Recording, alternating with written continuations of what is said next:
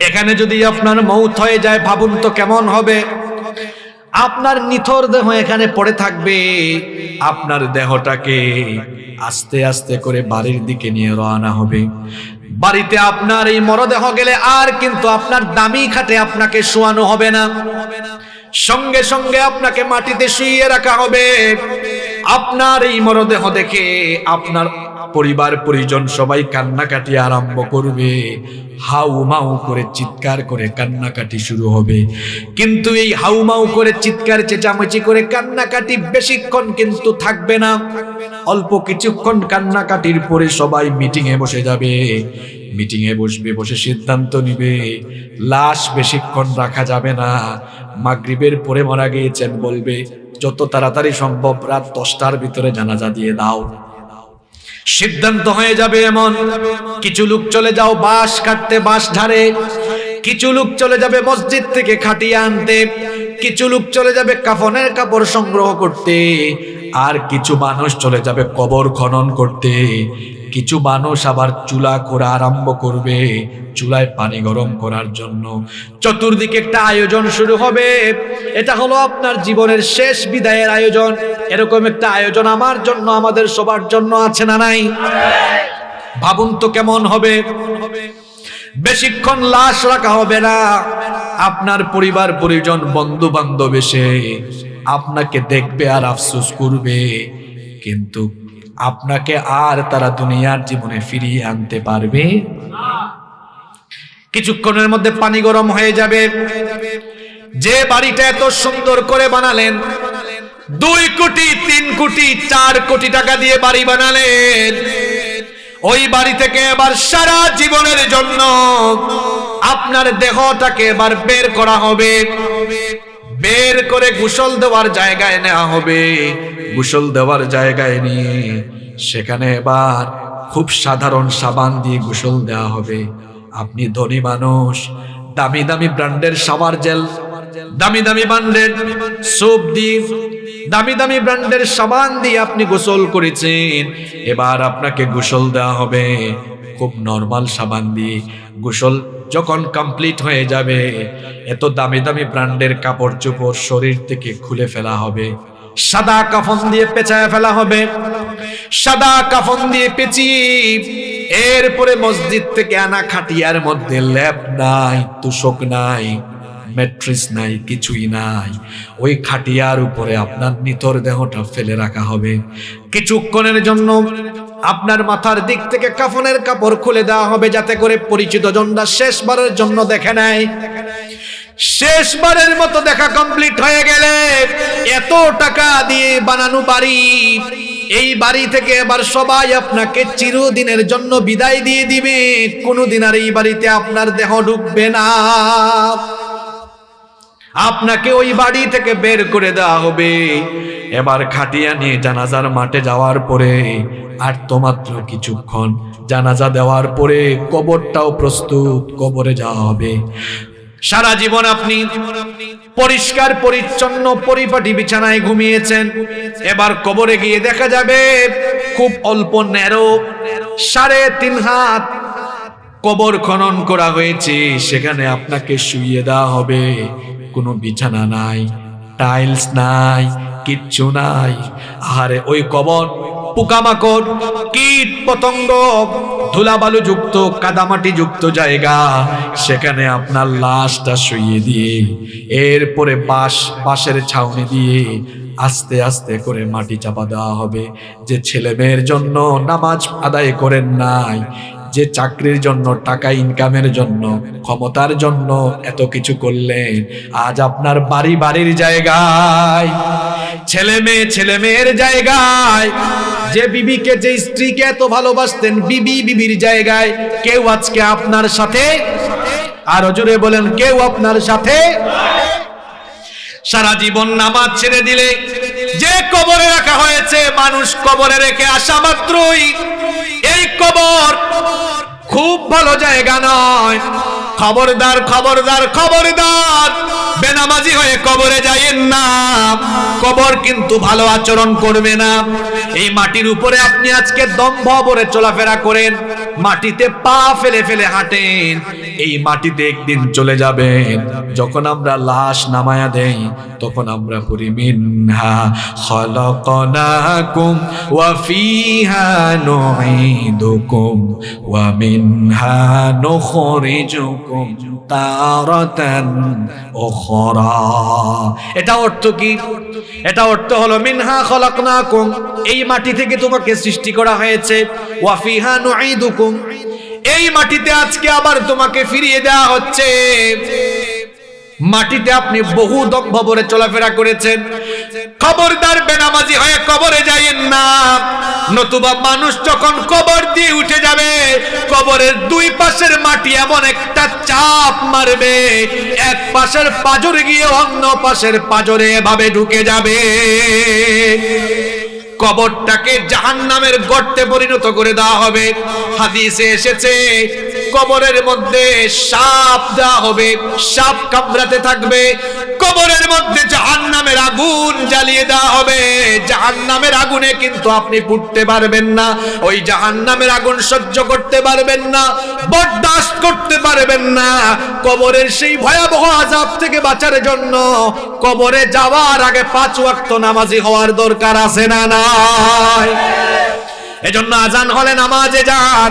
ফজরের নামাজটাই তো আপনি আল্লাহর গোলামি দিয়া শুরু করতে পারেন না। কিছুক্ষণ আগেই বলেছিলাম আমাদেরকে সৃষ্টি করা হয়েছে কার গোলামের জন্য? আরো জোরে বলেন। যুবকদের কি হয়েছে, কথা বেরোয় না? কার গোলামের জন্য? আজান হলো ফজরের আজান। 5 ওয়াক্ত নামাজের মধ্যে সবচাইতে কঠিন নামাজটা হলো ফজরের নামাজ। কারণ শীতের দিনে ওই টাইমে ঠান্ডা লাগে বেশি, গরমের দিনে ওই টাইমে ঘুম লাগে বেশি। দেখবেন সামনে গরমকাল আসতেছে, সারা রাত যাদের বাসায় এসি আছে তারা তো গরম টের পায় না। এসিওয়ালা বাসায় যারা থাকেন সন্তানগুলোকে মাঝে মাঝে এসি ছাড়া রাখিয়েন, তাহলে গরিব মানুষের কষ্ট বুঝবে। যাদের বাড়িতে এসি নাই তারা জানে রাত 2টা 3টা পর্যন্ত 4টা পর্যন্ত গরমের কারণে ঘুম আসে না। আর লোডশেডিং হইলে তো আরো অবস্থা খারাপ। দেখা যায় ফজরের আজানের আধা ঘন্টা আগে একটু ঠান্ডা ঠান্ডা লাগে, কোমল বাতাস নির্মল বাতাস বয়ে যায়, তখন ঘুম খুব বেশি বেশি লাগে, ঠিক কিনা? ওই সময়টা হলো পরীক্ষার সময়। তখন মুয়াজ্জিন সাহেব মসজিদে বলেন আসসালাতু খায়রুম মিনান নাওম, ঘুমের চাইতে নামাজ উত্তম। আর শয়তান আপনাকে কানের কাছে এসে বলে নামাজের চাইতে ঘুম উত্তম, তুই ঘুমা। তখন যদি আপনি ঘুমায়া থাকেন চুপ থাকবেন না। সবাই বলেন নামাজে না গিয়ে যদি শয়তানের কথা মতো ঘুমায়া থাকেন, বলেন তো গোলামি হলো আল্লাহর না শয়তানের? আপনার কি একটু লজ্জাও লাগে না? একটু কি শরমও লাগে না? প্রতিটা দিন ফজরের নামাজ ছাইরা দিয়া আপনি মানুষের সুরত দইরা শয়তানের গোলাম হয়ে বসবাস করছেন। আপনার নিজের বিবেক কি আপনাকে বাধা দেয় না? কি কারণে রব্বুল আলামিন আমাকে আপনাকে আমাদেরকে দুনিয়াতে পাঠালেন? কেন আমাদেরকে সৃষ্টি করা হলো? কোরআনুল কারীমের 51 নম্বর সূরা সূরাতুজ যারিয়াত 56 নম্বর আয়াতে রব্বুল আলামিন বললেন ওয়ামা খালাকতুল জিন্না ওয়াল ইনসা ইল্লা লিয়াবুদুন। আল্লাহ তাআলা বলছেন আমি জিন আর মানব জাতিকে সৃষ্টি করেছি শুধুমাত্র আমার গোলামির জন্য, আমার ইবাদতের জন্য। আমাদেরকে একমাত্র যার গোলামির জন্য সৃষ্টি করা হয়েছে, গলার আওয়াজটা বড় করে বলেন তিনি কে? আমাদেরকে আল্লাহর গোলামির জন্য পৃথিবীতে পাঠানো হয়েছে। এখন আমরা কি সত্যিকারার্থেই আল্লাহর গোলামি করছি, নাকি আমরা আল্লাহর গোলামি থেকে বিচ্যুতির পথে চলে গিয়েছি? সেটা আমাদের ভাবা দরকার। আমরা যে আল্লাহর গোলাম, এই গোলামির বেস্ট এক্সাম্পল, সবচাইতে সেরা নমুনা পাওয়া যায় যে ইবাদতের ভিতরে। সে ইবাদতের নাম হচ্ছে সালাত। সে ইবাদতের নাম কি? সালাত, যেটাকে আমরা নামাজ বলি। কিছুক্ষণ আগে মাগরিবের নামাজ চলে গেল না? এই নামাজ হলো আল্লাহর গোলামি সবচাইতে সুন্দর নমুনা। আমরা যে গোলাম, গোলামির ভাবখানা নামাজে যেমন প্রকাশ পায়, অন্য কোন ইবাদতে সেরকম প্রকাশ পায় না। দেখুন, আমরা যখন নামাজে দাঁড়াই, আমরা যে গোলামের মতোই দাঁড়াই। যখন আমরা নামাজে দাঁড়াই, মাথাটা নত করে দিই কার ভয়ে? আল্লাহ বললেন যখন দাঁড়াও কিভাবে দাঁড়াবো শোনো। আল্লাহ বলেছেন ওয়াকুমু লিল্লাহি কানিতিন, বিনয়ী হয়ে দাঁড়াও, মাথা নত করে দাও, কারণ তোমার ভাবখানা যেন মালিক মালিক না লাগে, তুমি গোলাম। এজন্য আমরা যখন নামাজে দাঁড়াই গোলামের মতো মাথা নত করে দেই, আসামির মতো দাঁড়াই। যখন আমরা নামাজে দাঁড়াই, আমাদের হাতগুলো কান পর্যন্ত কিংবা কাঁধ বরাবর উঠায়া, একজন আসামি যেমন পুলিশের সামনে স্যালেন্ডার করে, আমরাও নামাজে দাঁড়ানোর সময় হাত দুইটা তুলে গুনাহগার অবস্থায় আমরাও গোলামের মতো স্যালেন্ডার করে মালিকের সামনে দাঁড়িয়ে যাই। বলেন, এত সুন্দর গোলামের নমুনা অন্য কোনো ইবাদতে আছে? বলেন, আছে? কিভাবে আমাদের সব অহংকার মাটির সাথে মিশে যায়। আমরা দাঁড়ানোর সময় স্যালেন্ডার করে দাঁড়ালাম, এরপরে কিছুক্ষণ পর আমরা আমাদের মাথা ঝুঁকালাম, রুকুতে গিয়ে আমরা আমাদের মালিকের সামনে, রবের সামনে নিজেদের মস্তকটা অবনমিত করে দিলাম। আবার আরো কিছুক্ষণ পর রুকু থেকে মাথা উঠায়া সাজদায় যখন আমরা চলে যাই, সাজদায় যাওয়ার পরে একেবারে নাক আর কপাল মাটিতে লাগিয়ে আল্লাহর কুদরতি চরণে সাজদা দিই, গোলামির সর্বোচ্চ বহি প্রকাশ আমরা ঘটিয়ে দেই। কথা বুঝতেছেন আমার? এই যে গোলামের এত সুন্দর নমুনা, এটা নামাজ ছাড়া অন্য কোনো ইবাদতে পাওয়া যায় না। আমাদের জন্য প্রত্যেক দিন 5 ওয়াক্ত নামাজ যিনি ফরজ করেছেন তিনি কি? এই নামাজ হলো এমন একটা ইবাদত, নামাজ হলো ইসলামের ইবাদতের মাথা। আস-সালাতু হিয়া রাসুল ইবাদাহ, নামাজ হলো ইবাদতের মাথা। মাথা ছাড়া যেমন মানুষের পূর্ণাঙ্গ পরিচয় পাওয়া যায় না।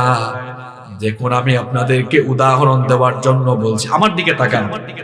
আশেপাশে সব জ্বলে পুড়ে ছাই হয়ে যাক, এখন ওদিকে মনোযোগ নাই, আমার দিকে তাকান। কথা অল্প বলবো, কিন্তু অল্প কথার ভেতরে যা বলা দরকার তা বলে ফেলবো ইনশাআল্লাহ। এই যে আমরা এখানে আছি, উদাহরণ দেওয়ার জন্য বলছি। মনে করুন আমাদের প্রত্যেকের মাথা কেটে ফেলা হলো।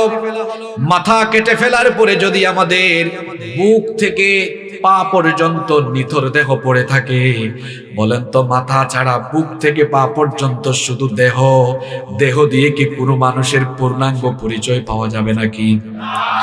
মাথা ছাড়া যেমন শুধু দেহ দিয়ে পূর্ণাঙ্গ পরিচয় পাওয়া যায় না, ঠিক তেমনি ভাবে নামাজ বাদ দিয়ে ওয়াজ মাহফিলের আয়োজন করে, ওয়াজ মাহফিলে বক্তা হয়ে, শ্রোতা হয়ে, মসজিদ কমিটিতে থেকে বড় আলেম হয়ে, কিংবা মাদ্রাসার ছাত্র হয়ে, অথবা ব্যবসা করে, বাণিজ্য করে, যে কোনো কাজ করে মুসলমানিত্বের পরিচয় দেওয়া যায় না। আপনি যদি মাথা থাকে না, মাথা ছাড়া যেমন আপনার হাত পা বডি দিয়ে পূর্ণাঙ্গ পরিচয় মিলে না, ঠিক তেমনি ভাবে নামাজ বাদ দিয়া, রমজান মাসে রোজা রেখে, হজের সময় হজ করে, যাকাত দিয়ে, ওয়াজ মাহফিলের আয়োজন করে, দান সদকা করে, সমস্ত ইবাদত ঠিক রেখে নামাজ যদি বাতিল করে ফেলেন, নবীজি বলেছেন যার মধ্যে নামাজ নাই তার মধ্যে ঈমান নাই। যার মধ্যে নামাজ নাই তার মধ্যে কি নাই? 100 কোটি টাকা দিয়ে মাহফিলের আয়োজন করার পরে যদি আয়োজক কমিটি নামাজ পড়ে না, বক্তা যদি ওয়াজ করে নামাজ না পড়ে, আর ওয়াজ মাহফিলে যারা এসে আসন অলঙ্কৃত করবে, যারা শ্রোতা এসে মাহফিলের সৌন্দর্য বাড়াবে, কেউ যদি নামাজ না পড়ে, এই ওয়াজ মাহফিল দিয়ে কিচ্ছু হবে না। কারণ ইসলামের সবচেয়ে বড় ইবাদতের নাম হলো নামাজ। নামাজ হলো এমন একটা ইবাদত, অন্যান্য ইবাদত দেখেন রোজা, হজ, যাকাত, দান সদকা, হালাল হারামের বিধিবিধান, সমস্ত বিধান আল্লাহ দিয়েছেন দুনিয়ায়, কিন্তু নামাজ আল্লাহ দুনিয়াতে ফরজ করেন নাই। রব্বুল আলামিন তার হাবিবকে ধুলির ধরা থেকে 7 আসমান ভেদ করে সিদরাতুল মুনতাহা পাড়ি দিয়ে ঊর্ধ্বাকাশে গমন করিয়ে 7 আসমানের উপরে বাইতুল মামুরের উপরে আল্লাহর সান্নিধ্যে নিয়ে গিয়ে আল্লাহ আমাদের জন্য নবীজির কাছে 5 ওয়াক্তের নামাজ গিফট করেছে। নামাজ আমাদেরকে গিফট করা হয়েছে মেরাজের রাতে। মেরাজের রাতে নবীজিকে রব্বুল আলামিন তার সান্নিধ্যে নিয়ে গেলেন। নবীজি আল্লাহকে বললেন, ও আল্লাহ, আমি তো তোমার কাছে আসলাম, আমার উম্মত তো মেরাজে আসার সুযোগ পাবে না। রব্বুল আলামিন বললেন, কেন পাবে না? আপনি মেরাজে এসেছেন একবার, আর আপনার উম্মত যেন প্রতিদিন 5 বার মেরাজে আমার সাথে কথা বলতে পারে, এই জন্য আপনার উম্মতের জন্য 5 ওয়াক্তের নামাজকে আমার সাথে 5 বার কথা বলার সুযোগ বানিয়ে দিলাম। প্রথমে 50 ওয়াক্ত নামাজ ফরজ করা হয়েছিল। মুসা নবীর সঙ্গে কথোপকথন করে যেতে যেতে কমাতে কমাতে 5 ওয়াক্ত হলো। কিন্তু আল্লাহ তাআলা নবীজিকে জানিয়ে দিয়েছিলেন 5 ওয়াক্ত নামাজ আদায় করলেও সওয়াব দেওয়ার বেলা আমি 10 গুণ বাড়ায়া দিব। 5 ওয়াক্ত নামাজের জন্য 10 গুণ বাড়ায়া 5 10 50 ওয়াক্ত নামাজের সওয়াব আমি দান করব। এই নামাজ এমন ইবাদত, নবীজি বলেছেন, মান তারাকা সালাতাম মুতাআম্মিদান ফাকাদ কাফারা। ইচ্ছে করে যারা নামাজ ছেড়ে দিবে তারা আল্লাহর সাথে কুফরি করবে। নবীজি আরো বলেছেন, বাইনাল আবদি ওয়াল কুফরি তারকুস সালাহ। আল্লাহর বান্দা আর কাফিরের মধ্যে পার্থক্য হলো নামাজ ছেড়ে দেওয়া। আল্লাহর বান্দা কোনোদিনও নামাজ ছাড়তে পারে না। আল্লাহর বান্দা জীবন দিয়ে দিবে, তাও সে নামাজ ছাড়তে পারে না। নামাজ হলো এমন একটি ইবাদত, এই দুনিয়া আমাদের কারো জন্যই চিরস্থায়ী ঠিকানা নয়। আমাদের আগে যারা দুনিয়াতে এসেছিলেন সবাই দুনিয়া থেকে চলে গিয়েছেন। আমরা আছি, আমরাও থাকবো না। আমরা বড় রিস্কের মধ্যে আছি, রিস্কি জোন। দুনিয়াটা হলো রিস্কি জোন। কেন রিস্কি জোন বললাম? এই যে এখানে আছি, এখনো একটা বিপর্যয় ঘটে, এখানে সবাই আমি শুদ্ধ মরে যেতে পারি। রাতের বেলা আমরা যখন বাড়িতে ঘুমাই, ওটা আরো রিস্কি জোন। হঠাৎ ভূমিকম্প হয়ে তুরস্কের মতো সব ভবন মাটির তলায় চলে যেতে পারে। গাড়িতে আছি, এটা আরো রিস্কি জায়গা। হঠাৎ করে অ্যাক্সিডেন্ট হয়ে আমি শেষ। গতকাল আমি মাহফিলে বলেছিলাম, পৃথিবীতে রিস্কি জোন, গোটা দুনিয়াটাই রিস্কি জোন, একমাত্র মসজিদ ছাড়া। আর সব জায়গা রিস্কি। হাঁটতেছেন, ওখানেও রিস্ক। হঠাৎ করে সাপ একটা এসে কামড়ায় শেষ করে দিবে। কোথাও আপনি নিরাপদ নন, প্রতি মুহূর্তে আপনি ঝুঁকির মধ্যে আছেন। এত ঝুঁকিতে থেকে আপনি নামাজ ছাড়েন কিভাবে? আমার তো বুঝে আসে না। আপনি ফজরের নামাজ ছাইড়া দিয়ে ঘুমায় আছেন। আরে বাপরে বাপ, আপনার ভাবসাব দেখলে মনে হয় আপনি জোহরের টাইম পাবেন। কেমন করে ঘুমাও তুমি, কেমন করে ঘুমাও তুমি, ফজর করে কাজা, এমন তো হতে পারে জোহরে জানাজা। কি বলেন, হতে পারে কিনা? এশার নামাজ ছাইড়া দিয়া কেমনে ঘুমাইলেন? একটা ভয়াবহ ভূমিকম্প দিয়া ওই খাটের মধ্যে আল্লাহ আপনারে শেষ করে দিতে পারে। পারে কিনা? কথা বলেন, পারে কিনা? আমরা তো আল্লাহর জমিনের উপরে বসবাস করি। আমরা যেভাবে আল্লাহর সাথে নাফরমানি করি, এই জমিন তো সাক্ষ্য হবে। ইয়াউমা ইদিন তুহাদ্দিথু আখবারাহা। জমিন তার খবর বলে দিবে। অর্থাৎ জমিনের উপরে আমরা যা করছি, এই খবরগুলো জমিন কিয়ামতের দিন কার কাছে বলে দিবে? আমরা মাঝে মাঝে এমন গেট আপ সেট আপ নিয়ে চলাফেরা করি। প্রতি মুহূর্তে রিস্কি জোনে থেকে এই জমিনটা কার? আমরা কার? জোরে বলেন না। আল্লাহর জমিনের উপরে বাস করে আল্লাহর গোলাম, এমন ভাবসাব নেওয়া চলে। আর আল্লাহর দিন বিরোধী, কোরআন বিরোধী এত কাজ করে, আলেমদের সাথে এত বেয়াদবি করে, চিন্তা করে না যে জমিনের উপরে আছে, আল্লাহ চাইলে তাকে 1 ন্যানো সেকেন্ডে একেবারে মাটির তলায় ধসাই দিতে পারে।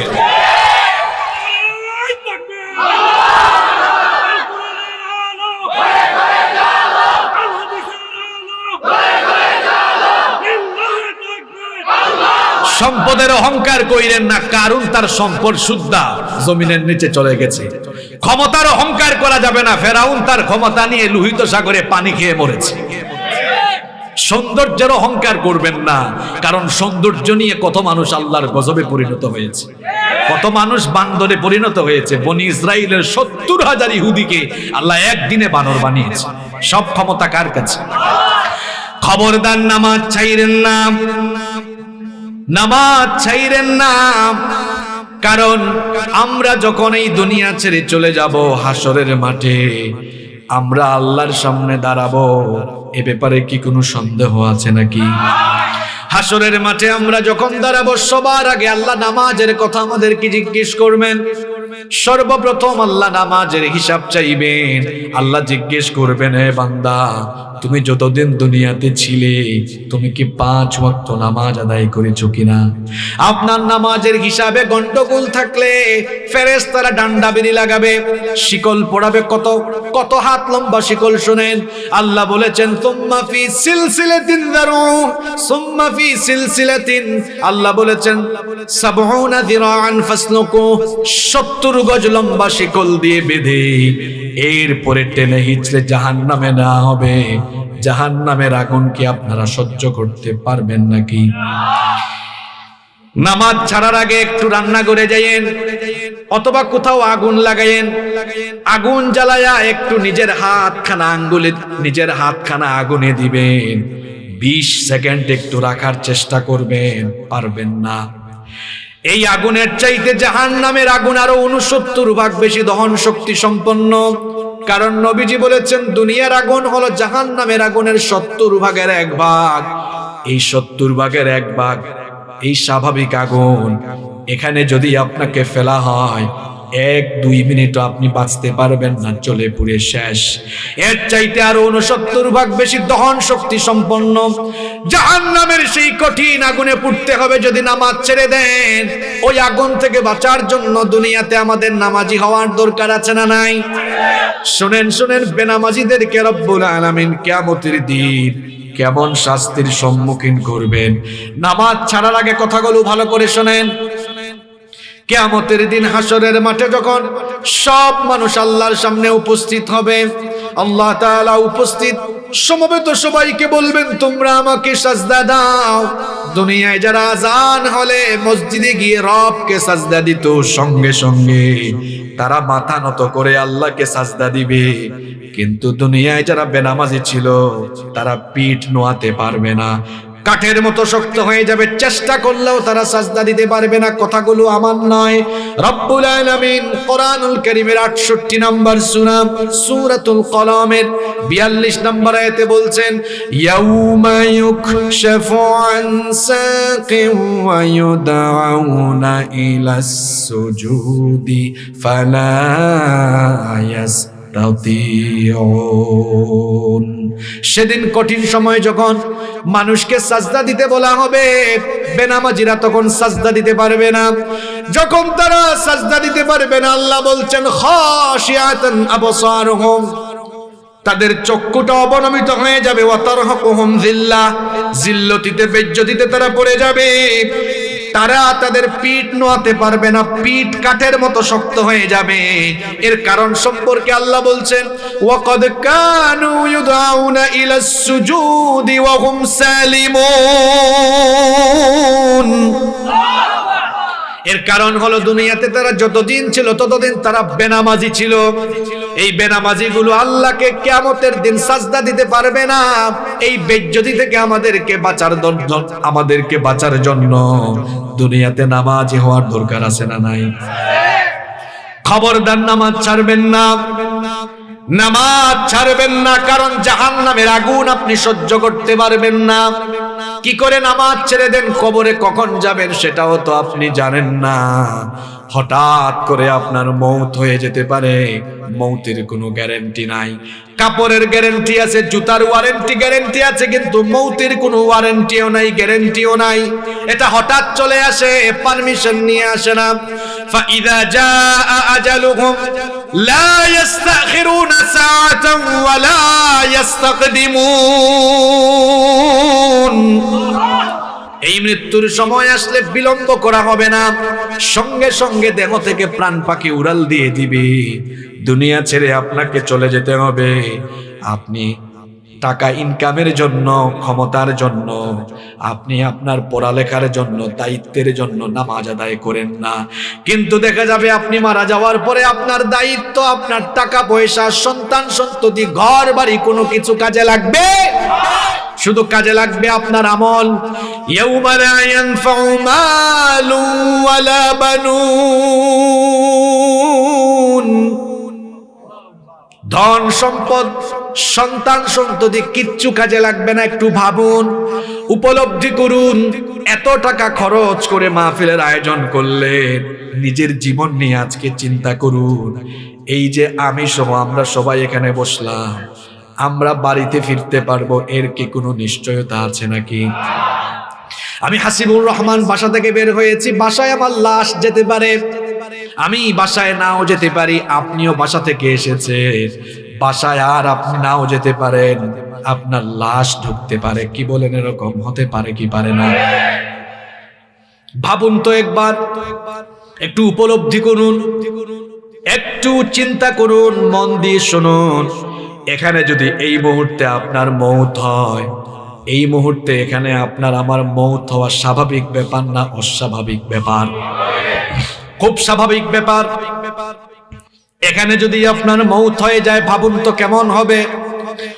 আপনার নিথর দেহ এখানে পড়ে থাকবে, আপনার দেহটাকে আস্তে আস্তে করে বাড়ির দিকে নিয়ে রওনা হবে। বাড়িতে আপনার এই মরদেহ গেলে আর কিন্তু আপনার দামি খাটে আপনাকে শোয়ানো হবে না, সঙ্গে সঙ্গে আপনাকে মাটিতে শুইয়ে রাখা হবে। আপনার এই মরদেহ দেখে আপনার পরিবার পরিজন সবাই কান্নাকাটি আরম্ভ করবে, হাউমাউ করে চিৎকার করে কান্নাকাটি শুরু হবে। কিন্তু এই হাউমাউ করে চিৎকার চেঁচামেচি করে কান্নাকাটি বেশিক্ষণ কিন্তু থাকবে না, অল্প কিছুক্ষণ কান্নাকাটির পরে সবাই মিটিং এ বসে যাবে। মিটিং এ বসবে, বসে সিদ্ধান্ত নিবে লাশ বেশিক্ষণ রাখা যাবে না, মাগরিবের পরে মারা গিয়েছেন বলবে যত তাড়াতাড়ি সম্ভব রাত 10টার ভিতরে জানাজা দিয়ে দাও। সিদ্ধান্ত হয়ে যাবে এমন। কিছু লোক চলে যাও বাঁশ কাটতে, বাঁশ ঝাড়ে, কিছু লোক চলে যাবে মসজিদ থেকে খাটিয়ে আনতে, কিছু লোক চলে যাবে কাফনের কাপড় সংগ্রহ করতে, আর কিছু মানুষ চলে যাবে কবর খনন করতে, কিছু মানুষ আবার চুলা করা আরম্ভ করবে, চুলায় পানি গরম করার জন্য। চতুর্দিকে একটা আয়োজন শুরু হবে। এটা হলো আপনার জীবনের শেষ বিদায়ের আয়োজন। এরকম একটা আয়োজন আমার জন্য, আমাদের সবার জন্য আছে না নাই? ভাবুন তো কেমন হবে।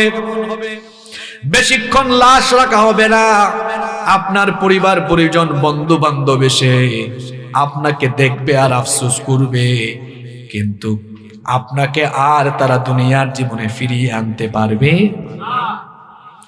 কিছুক্ষণের মধ্যে পানি গরম হয়ে যাবে।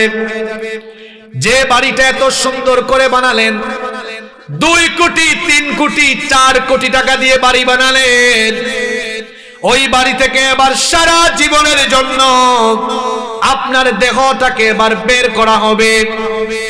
বের করে গোসল দেওয়ার জায়গায় নেওয়া হবে।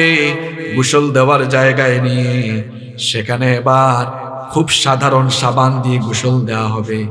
আপনি ধনী মানুষ, দামি দামি ব্র্যান্ডের শাওয়ার জেল, দামি দামি ব্র্যান্ডের সোপ দিয়ে, দামি দামি ব্র্যান্ডের সাবান দিয়ে আপনি গোসল করেছেন, এবার আপনাকে গোসল দেওয়া হবে খুব নরমাল সাবান দিয়ে। গোসল যখন কমপ্লিট হয়ে যাবে, এত দামি দামি ব্র্যান্ডের কাপড় চোপড় শরীর থেকে খুলে ফেলা হবে, সাদা কাফন দিয়ে পেঁচায় ফেলা হবে। সাদা কাফন দিয়ে পেঁচিয়ে এরপরে মসজিদ থেকে আনা খাটিয়ার মধ্যে ল্যাপ নাই, তুষক নাই, ম্যাট্রেস নাই, কিছুই নাই, ওই খাটিয়ার উপরে আপনার নিথর দেহটা ফেলে রাখা হবে। কিছুক্ষণের জন্য আপনার মাথার দিক থেকে কাফনের কাপড় খুলে দেওয়া হবে, যাতে করে পরিচিত জনরা শেষবারের জন্য দেখে নেয়। শেষবারের মতো দেখা কমপ্লিট হয়ে গেলে এত টাকা দিয়ে বানানো বাড়ি, এই বাড়ি থেকে এবার সবাই আপনাকে চিরদিনের জন্য বিদায় দিয়ে দিবে। কোনোদিন আর এই বাড়িতে আপনার দেহ ঢুকবে না।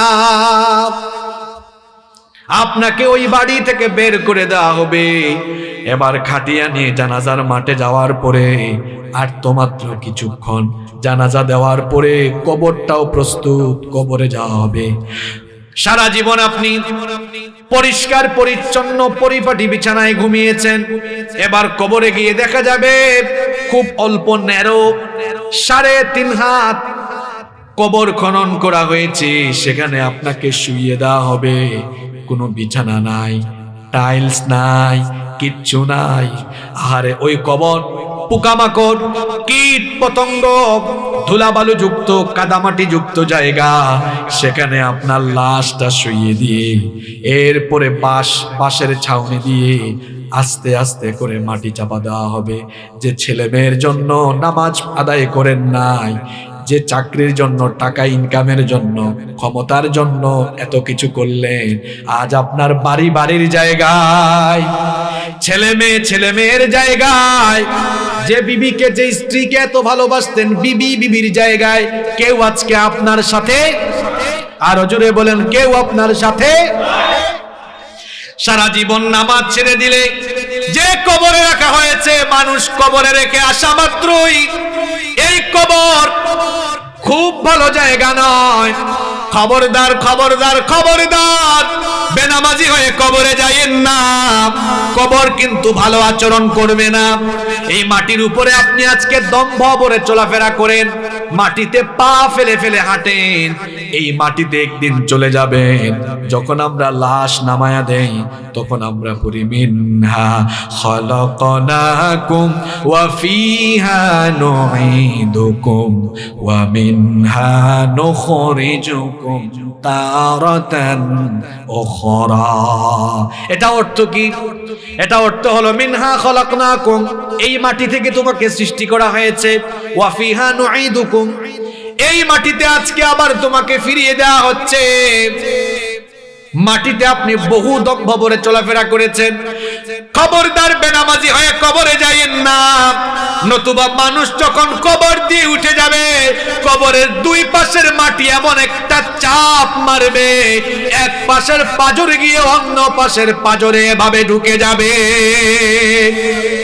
কবরটাকে জাহান্নামের গর্তে পরিণত করে দেওয়া হবে। হাদিসে এসেছে কবরের মধ্যে সাপ দেওয়া হবে, সাপ কামড়াতে থাকবে। কবরের মধ্যে জাহান্নামের আগুন জ্বালিয়ে দেওয়া হবে। জাহান্নামের আগুনে কিন্তু আপনি পুড়তে পারবেন না, ওই জাহান্নামের আগুন সহ্য করতে পারবেন না, বরদাস্ত করতে পারবেন না। কবরের সেই ভয়াবহ আযাব থেকে বাঁচার জন্য কবরে যাওয়ার আগে 5 ওয়াক্ত নামাজি হওয়ার দরকার আছে না নাই? এজন্য আজান হলে নামাজে যান। ফজরের নামাজটাই তো আপনি আল্লাহর গোলামি দিয়া শুরু করতে পারেন না।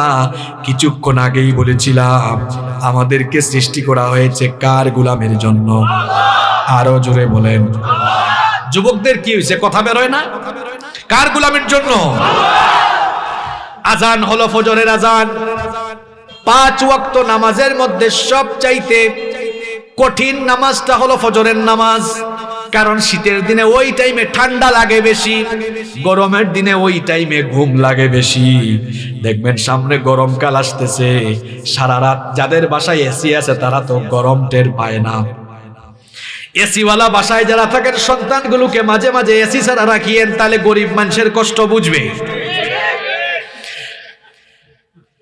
যাদের বাড়িতে এসি নাই তারা জানে রাত 2টা 3টা পর্যন্ত, 4টা পর্যন্ত গরমের কারণে ঘুম আসে না। আর লোডশেডিং হইলে তো আরো অবস্থা খারাপ। দেখা যায় ফজরের আজানের আধা ঘন্টা আগে একটু ঠান্ডা ঠান্ডা লাগে, কোমল বাতাস, নির্মল বাতাস বয়ে যায়, তখন ঘুম খুব বেশি বেশি লাগে, ঠিক কিনা? ওই সময়টা হলো পরীক্ষার সময়। তখন মুয়াজ্জিন সাহেব মসজিদে বলেন, আসসালাতু খায়রুম মিনান নাওম, ঘুমের চাইতে নামাজ উত্তম। আর শয়তান আপনাকে কানের কাছে এসে বলে, নামাজের চাইতে ঘুম উত্তম, তুই ঘুমা। তখন যদি আপনি ঘুমায়া থাকেন, চুপ থাকবেন না। সবাই বলেন, নামাজে না গিয়ে যদি শয়তানের কথা মতো ঘুমায়া থাকেন, বলেন তো গোলামি হলো আল্লাহর না শয়তানের? আপনার কি একটু লজ্জাও লাগে না? একটু কি শরমও লাগে না? প্রতিটা দিন ফজরের নামাজ ছাইরা দিয়া আপনি মানুষের সুরত দইরা শয়তানের গোলাম হয়ে বসবাস করছেন। আপনার নিজের বিবেক কি আপনাকে বাধা দেয় না? সিএনজির পিছনে দেখছি লেখা থাকে বিবেক মানুষের সর্বোচ্চ আদালত। এটা হাদিস নয়, কথা সত্য, কথা বাস্তবিক। তো বিবেক যদি মানুষের সর্বোচ্চ আদালত হয়েই থাকে, আপনাকে আল্লাহ বানাইলেন আল্লাহর গোলামের জন্য, আর ঘুম থেকে আপনি উঠেই শয়তানের কথা মাইনিয়া শয়তানের গোলামি করলেন, আপনি নিজেকে আল্লাহর গোলাম আর দাবি করবেন কিভাবে? হায়া সরমত না যাব। এভাবে 5 ওয়াক্তের নামাজ চলে যায়, আমাদের কোনো আফসোস নাই। সবচেয়ে দুঃখ লাগে এদের জন্য যারা 5 ওয়াক্তের নামাজ ছাইরা দিয়া আফসোস করে না।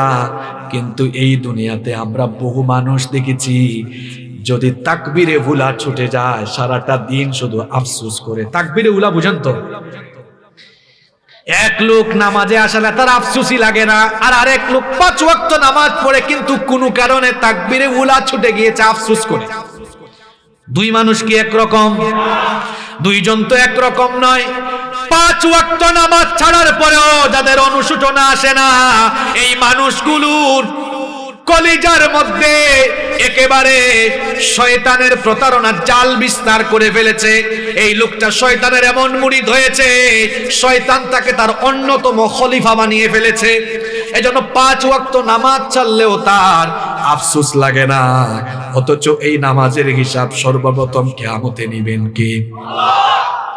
ফজর যায় ঘুমে আপনার, জোহর যায় অফিসে আদালতে কাজে কর্মে, আসরের নামাজ যায় ঘুমায়া, কিংবা আড্ডা দিতে দিতে মাগরিব যায় তামাশা করতে করতে, এশার নামাজ চলে যায় বন্ধু বান্ধবদের সাথে থাকতে থাকতে।